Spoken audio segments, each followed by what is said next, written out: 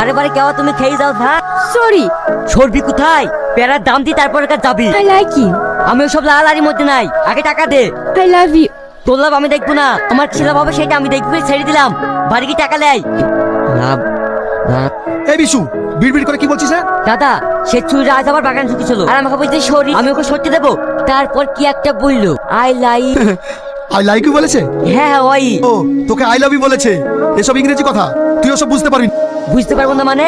আপনি আমাকে এখন শিখিয়ে দেন। তাহলে বল ইয়েস। ইয়েস। এবার বল নো। নো। সুন্দর করে বল ভেরি গুড।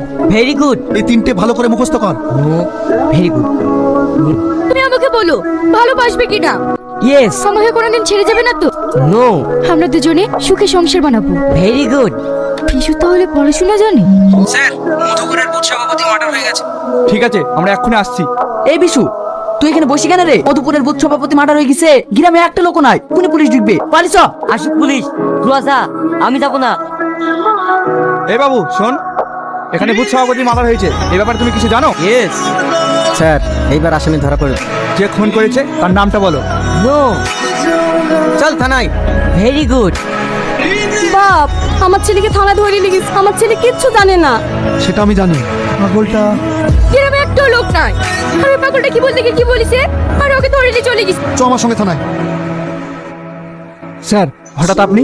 গ্রামের আর কাউকে পাননি? একটা অজ্ঞ পাগলকে ধরে এনেছেন। কাকে পাগল বলছেন স্যার? যারা ইংরেজিতে কথা বলছে আর ও পাগল? ইংরেজিতে কথা বলেছে মানে? কি বলেছে ও? দাদা ওরা আমাকে খুব মেরেছে, আপনি যা শিখেছিলেন তাই তো বলেছি। Yes, no, very good. Sir আমার কাছে ও ইংরেজি শিখতে গেছিল, তাই ওকে আমি তিনটে ইংরেজি শিখেছি, তার মানেটাও জানে না। আর আপনারা?